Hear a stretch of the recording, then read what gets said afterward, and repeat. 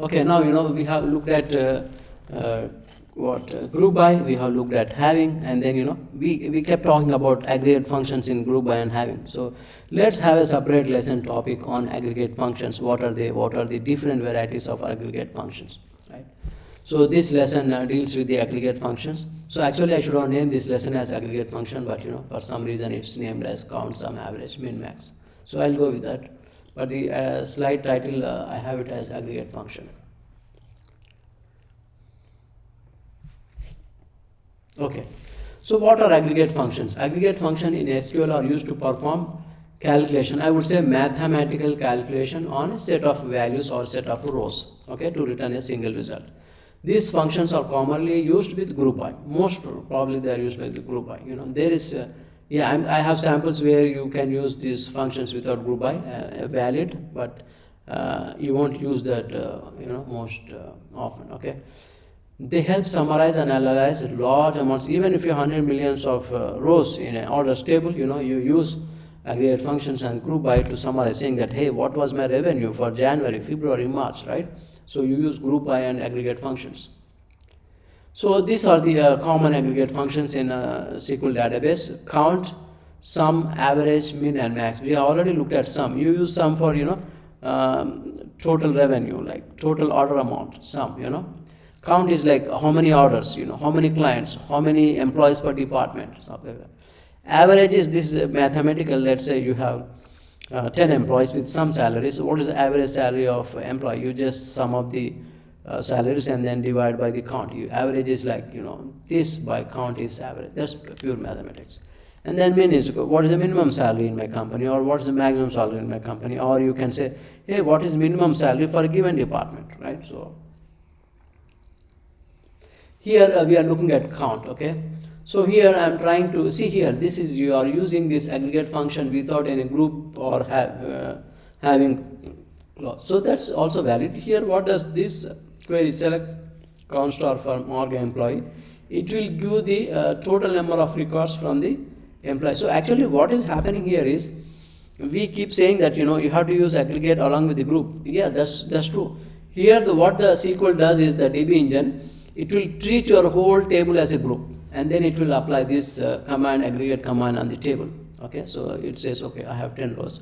Or if you say how many employees I have per department, right? So that means how many employees, that becomes my aggregate, like count, and then department is like a label. Okay, so I build my always, don't start writing your select statement. First, analyze what are your labels and what are your aggregate functions columns, and then just put them here. Writing a query will be very easy.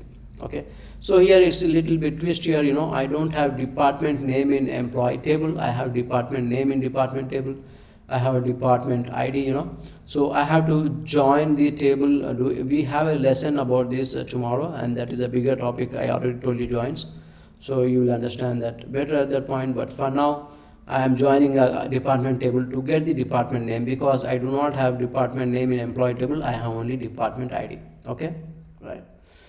And then if you want to sum, if you want to look at salaries, right, for each department, so this is my department. I say sum of salary, and then group by department. So don't look at this query. You might get confused. Basically, you say select department, comma, sum of salary from employee, group by department. That's all. 3 lines. Okay, this join and all. Okay, of course we don't have department here. That's why you have joined. And then here, if you apply sum on a table, as I said, it will consider the whole table as a group and it will sum. So this is the total amount of salary for the entire company. Okay. Right. And then you should definitely write queries for yourself to actually understand the group by. You should question yourself. You should open a table and say, how many group bys can I write on this table, and frame a question and try to answer it using a group by. That's how you are going to learn it better and faster. Okay. Here I am trying to get a minimum salary per department. So I say department name, and then I say min name, and then group by department. Okay, right. So if I don't use any group by anything, so it will get minimum salary for my entire table for the entire company. Treating this table as a group. Okay, right. So for accounting, 75,000 is minimum. For sales, 75,000 is minimum. For HR there is only one record, so it will bring that as a minimum 200,000, and executive minimum is 250k.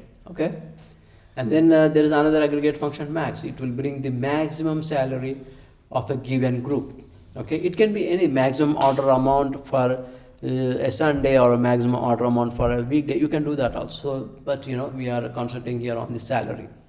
If you say max on the entire table without any group by, it will bring the maximum salary from the entire table. Okay, these types of commands you use mostly during development to understand the data dynamics of your table. Yes, I use a lot of such queries to analyze the table, how the data is structured. Most probably I never did this in the real production code or real reporting. Okay. Yeah, max, and then average. This is mathematics. It will sum all the salaries of a given department, and then it will divide by the count of employees. So that's how you arrive at the average of a given department. Okay, so for average of a company, it will sum the whole salary and then divide by total number of records. That's how you get this. Okay, I think that was the end of our aggregate functions.